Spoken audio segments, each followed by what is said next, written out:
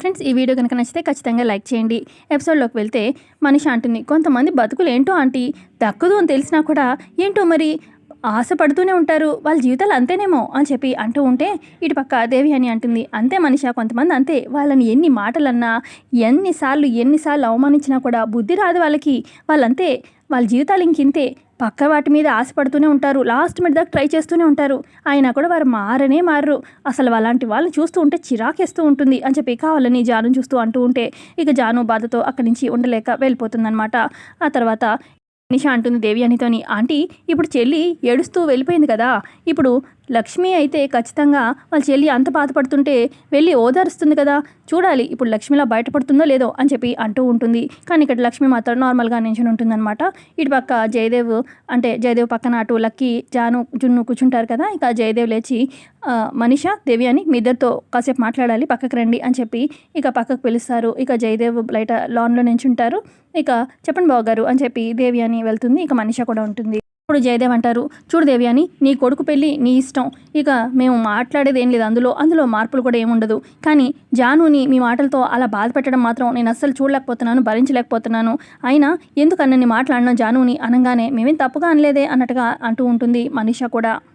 ఎంత బాధపడుతుంది మనసులో మీకు అర్థమవుతుందా అని చెప్పి జయదేవ్ అంటూ ఉంటే ఇక అప్పుడు దేవి అని అంటుంది, అంటే బావగారు ఇప్పుడు ఈ పెళ్ళి ఇష్టం లేదు, అందుకే కదా, చూడలేకే కదా ఇప్పుడు అరవింద్ అక్క వెళ్ళిపోయింది, అలాగే ఈ జాను కూడా వెళ్ళిపోవచ్చు కదా, లేదే వెళ్ళలేదు అంటే సూటిపోటు మాటలు పడాల్సిందే, వెళ్ళేదాకా తనకు అంతే తప్పదు, పద మనీషా అని చెప్పి దేవి అని అక్కడి నుంచి వెళ్ళిపోతుంది. పక్క జాను ఒకతే నించొని ఇక ఆలోచిస్తూ ఉంటుంది. మనీషా దేవి అని అన్న మాటలు తలుచుకొని ఏడుస్తూ ఉంటే, బాధపడుతున్నావు జాను అని చెప్పి లక్ష్మి వచ్చి అంటుంది, నువ్వు వెళ్ళిపోయాక నా బతుకులో ఇక ఏం మిగిలిందక్క, ఏడుపులే అలవాటైపోయింది అని చెప్పి జాను అంటూ ఉంటే అప్పుడు లక్ష్మి అంటుంది, నేను తిరిగి వచ్చాక కూడా నువ్వు మళ్ళీ ఇలా ఏడిస్తే నేను వచ్చి ఏం లాభం చెప్పు అని చెప్పి అంటుంది లక్ష్మి. జాను అంటుంది, పరిస్థితి ఏమీ మారలేదు కదక్క, నన్ను ఏ రకంగా బాధపడకుండా ఉండటమంటావు చెప్పు, వాళ్ళ మాటలు చూసావు కదా, ఇక నేను వివేక్ని వదులుకోలేక మరి నా బాధ నాకు ఉంటుంది కదా అని చెప్పి అనగానే అప్పుడు లక్ష్మి అంటుంది, పరిస్థితులు ఏం మారలేదు, కానీ ఇప్పుడు దాకా పరిగెత్తావు, ఇప్పుడు నించున్నావు, ఇప్పుడు నువ్వు పరిస్థితులతో పోరాడాలి, అప్పుడే గెలవాలి, గెలుపు వస్తుంది అన్నట్టుగా లక్ష్మి చెప్తూ ఉంటే, పోరాటమా, ఏ ధైర్యంతో ఎలా పోరాడాలి అని చెప్పి అడుగుతుంది జాను. మీద నమ్మకం లేదా అని చెప్పి లక్ష్మి అంటూ ఉంటే అప్పుడు జాను అంటుంది, అక్క ఒక మాట అంటాను చూడు, ఇప్పుడు నీ భర్త ఉన్నాడు, అయినా కూడా నువ్వు రూపం మార్చుకొని ఇంట్లో అడుగు పెట్టాల్సి వచ్చింది, నీ వాళ్ళ ముందే వేరే వేషం వేసుకోవాల్సి వచ్చింది, ఇప్పుడు నేను కోరుకున్న వాడిని దక్కించుకోలేక, కోరుకున్న జీవితం నేను ఉండలేక ఎంత బాధపడుతున్నానో, ఇంకా నువ్వు ఏ భరోసా అంటున్నావు అక్క చెప్పు అని చెప్పి జాను అంటూ ఉంటే అప్పుడు ఇక లక్ష్మి అంటుంది, పరిస్థితులు మనకి ఎప్పటికప్పుడు టెస్టులు పెడుతూనే ఉంటాయి, కానీ అలా అని మనం ఓటమిని అంగీకరించకూడదు.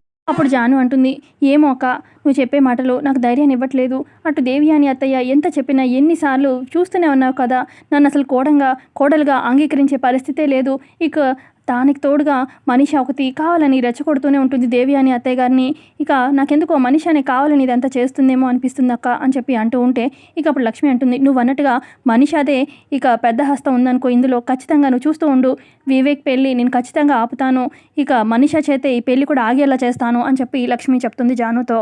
నమ్ము అని చెప్తూ ఉంటే, సరే అక్క నిన్నే నమ్ముతాను అని చెప్పి ఇక జాను హక్ చేసుకుంటుంది లక్కీని. మరోపక్క లక్కీ జున్ను ఇద్దరు మాట్లాడుకుంటూ ఉంటారు.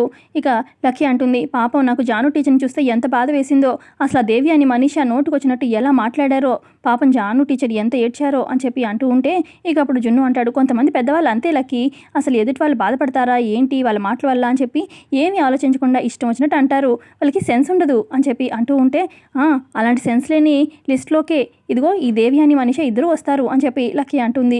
ఆ తర్వాత జున్ను అంటాడు, అవును లక్కీ, అసలు సంయుక్త ఆంటీ మా అమ్మ ఇద్దరు ఒకటే అని చెప్పి పెద్ద పట్టుపట్టావు కదా అని చెప్పి అంటాడు, వాళ్ళిద్దరు ఒకటి కాదు అని చెప్పి జున్ను అంటూ ఉంటే, నువ్వు ఎలా చెప్తావు అని చెప్పి లక్కీ అంటుంది, అంటే ఇక్కడ సంయుక్త ఆంటీ ఉంది, మా ఇంట్లో మా అమ్మ ఉంది, ఇక ఇద్దరు వేరు అన్నట్టు కదా అని చెప్పి జున్ను అంటూ ఉంటే, ఏమో జున్ను నాకు ఇంకా డౌటే, సరే కానీ ఇప్పుడు టాపిక్ అది కాదు, వివేక్ బాబాయ్కి ఇష్టం లేకపోయినా కొత్త పెళ్లి కూతురుతోని షాపింగ్కి వెళ్తున్నాడు, ఇప్పుడు షాపింగ్కి వెళ్లకుండా ఆపామనుకో వివేక్ బాబాయ్ని, ఇక ఎంతో కొంత జాను టీచర్ హ్యాపీ ఫీల్ అవుతుంది, ఆ పని చేయాలి, కానీ ఏం ఐడియా లేదే అని చెప్పి లక్కీ అంటూ ఉంటే, ఒక ఐడియా ఆలోచిస్తాను అని చెప్పి జున్ను ఒక ఐడియా ఆలోచిస్తాడు. ఇదిగో నాకు ఒక ఐడియా వచ్చింది అనగానే, ఈ ఐడియా వర్కౌట్ అవుతుందా అని చెప్పి లక్కీ అంటూ ఉంటే, నేను చెప్పినట్టు చేయి ఖచ్చితంగా వర్కౌట్ అవుతుంది అని చెప్పి జున్ను అంటూ ఉంటాడు. మరోపక్క మనిషి హాల్లోకి వచ్చి, ఏంటి ఈ లక్ష్మి కనిపించట్లేదు, సంయుక్త వేషం వదిలి లక్ష్మిలాగా వాళ్ళ చెల్లిదాకా వెళ్ళిందా ఏంటి అని చెప్పి అటు ఇటు చూస్తూ ఉంటుంది. ఈ లోపల అదే టైంకి లక్ష్మి మెట్లు దిగు వస్తూ ఉంటుంది అనమాట. ఇక సైలెంట్గా మనీషాని గమనిస్తుంది. ఇక అప్పుడు లక్ష్మి మనసులో అనుకుంటుంది, మనీషా, నా చెల్లిని ఏడిపిస్తావా? ఇప్పుడు చూడు, కోరుకున్న మగాడు దక్కకపోతే ఎలా ఉంటుంది అనేది ఆ ఆడదానికి తెలుస్తుంది. ఇప్పుడు చూడు, నీకు కూడా ఆ బాధ తెలిసేలా చేస్తాను అని చెప్పి ఇక లక్ష్మి గబగబా మిత్ర రూమ్లోకి వెళ్ళి డోర్ వేసుకుంటుంది. మనీషా గమనించి, ఇదేంటి లక్ష్మిలా వెళ్ళిందా లేదంటే సంయుక్తలా వెళ్ళిందా? ఎవరైతే అయినా మిత్ర గదిలోకి వెళ్ళింది, లోపలికి వెళ్ళి ఏం పులిహార కల్పిస్తుందో ఏమో అని చెప్పి గబగబా మనీషా కూడా వెళ్తూ ఉంటుంది. ఇటు పక్క లక్ష్మి రూమ్లోకి వెళ్ళి గడపెడుతుంది. పక్క మనిషి డోర్ బయట నించొని డోర్ తోస్తూ ఉంటుందన్నమాట. ఈ లోపల మిత్ర వస్తాడు. ఏంటి సంయుక్త గారు ఇలా వచ్చారు అనగానే, ఏం లేదు మిత్ర గారు, హెయిర్ డ్రైయర్ కోసం వచ్చాను అనగానే, అవునా అని చెప్పి ఇక అటు ఇటు వెతుకుతూ ఉంటాడు. ఎక్కడే ఉండాలి అని చెప్పి చూస్తూ ఉంటాడు. మరో పక్క మనిషి ఒకసారిగా డోర్ తోయడంతో ఇక లక్ష్మికి తగిలి ఆ డోరు లక్ష్మి వెళ్ళి మిత్ర మీద పడడంతో ఇక ఇద్దరు వెళ్ళి బెడ్ మీద పడతారు. ఇక లక్ష్మి మిత్ర ఒకరి మీద ఒకరు పడడంతో మనీషా చూసి కోపంగా మనీషా చూస్తూ ఉంటుంది. మరో పక్క మిత్ర లక్ష్మి ఒకరినొకరు చూసుకుంటూ ఉంటారు అలా కాసేపు. ఆ తర్వాత ఇక లక్ష్మి అంటుంది, సారీ మిత్ర గారు, వెనకాల నుంచి ఎవరు నెట్టినట్టుగా అనిపించింది, అందుకే మీ మీద పడ్డాను అని చెప్పి అనగానే, సారీలు పూరీల తర్వాత ముందు నా మీద నుంచి లేవండి అని చెప్పి మిత్ర అంటూ ఉంటే, అయ్యో సారీ, మీ మీద నుంచి లేవకుండానే సారీ చెప్తున్నానా అనగానే, ముందు లేవండి అని చెప్పి అనగానే ఇక సంయుక్త లేస్తుంది. ఆ తర్వాత ఇక మిత్ర అంటాడు, అసలు ఏంటి ఏంటి మనిషా, నువ్వే నన్ను నెట్టింది డోర్ని అనగానే, అంటే నేనే మిత్ర అనగానే, అసలు నీకు సెన్స్ ఉందా, రూమ్లోకి వచ్చే పద్ధతే నాది అని చెప్పి అరుస్తూ ఉంటాడు మిత్ర మనీషా పైన. ఇప్పుడు మనిషి అంటుంది, అంటే మిత్ర రూమ్ డోర్ నేను మెల్లగానే తోసాను కానీ రాలేదు, అందుకే కొంచెం గట్టిగా నెట్టాను అంతే అని చెప్పి అనగానే, అంటే సంయుక్త రూమ్లోకి వచ్చింది కదా అందుకే అని చెప్పి మనిష అంటూ ఉంటే ఇక అప్పుడు సంయుక్త, ఏంటి ఏంటి మనిష, నువ్వు తప్పుగా ఆలోచించావా, నేను మిత్రగా రూమ్లోకి వచ్చి అంటే మా ఇద్దరి మధ్యలో ఏదో జరుగుతుందని చెప్పి నువ్వు తప్పుగా ఆలోచించావా అని చెప్పి అంటూ ఉంటుంది. చూడండి మిత్ర గారు, అసలు ఎలా ఆలోచిస్తుందో, అసలే నేను పెళ్లిగాని అమ్మాయిని వేరే పెళ్లిగా అబ్బాయి రూమ్లోకి నేను ఎలా వస్తాను, నలుగురు ఈ మాట తెలిస్తే ఏమనుకుంటారు, ఎందుకు అలా బ్యాడ్గా థింక్ చేసావు అని చెప్పి మనిషాని అంటూ ఉంటుంది లక్ష్మి. అంటే ఆ ఉద్దేశం ఏం కాదు అని చెప్పి అంటూ ఉంటే ఇటు మిత్ర, మనసులో ఏమైనా తప్పుడు ఆలోచన పెట్టుకున్నావా నువ్వు అని చెప్పి మిత్ర కూడా మనీషాని అంటూ ఉంటాడు. ఆ తర్వాత ఇక లక్ష్మి అంటుంది, థ్యాంక్ యూ మిత్ర గారు, నేను పడకుండా నన్ను సపోర్ట్ చేశారు, మీ సపోర్ట్ ఇలా ఎప్పుడూ కావాలి అంటే ఆఫీస్లో ప్రాజెక్ట్లో అనగానే, సరే ష్యూర్ అని చెప్పి మిత్ర అంటాడు. ఆ తర్వాత ఇక అక్కడి నుంచి వెళ్ళిపోతుంది సంయుక్త. ఆ తర్వాత ఇక మనీష అంటుంది, అసలు రూమ్లోకి వచ్చింది సంయుక్త, డోర్ పెట్టాల్సిన అవసరం ఏముంది అని చెప్పి మిత్రతో అంటూ ఉంటే అప్పుడు మిత్ర అంటాడు, అసలు నీ మనసులో పిచ్చి పిచ్చి ఆలోచన పెట్టుకున్నావు, ఇంకోసారి ఇలా ఆలోచించుకు అని చెప్పి మిత్ర వార్నింగ్ ఇవ్వడంతో ఇచ్చా అని చెప్పి అక్కడి నుంచి మనీషా వెళ్ళిపోతుంది. ఆ తర్వాత ఇంకా ఎంతసేపు వదిన గారు, ఇంకా వివేక్ రాలేదేంటి అని చెప్పి పెళ్లి కూతురు వాళ్ళ అమ్మ అంటూ ఉంటే, ఏముంది ఇప్పుడే పిలుస్తాను వివేక్ని అని చెప్పి అనగానే ఇక వివేక్ వస్తాడనమాట.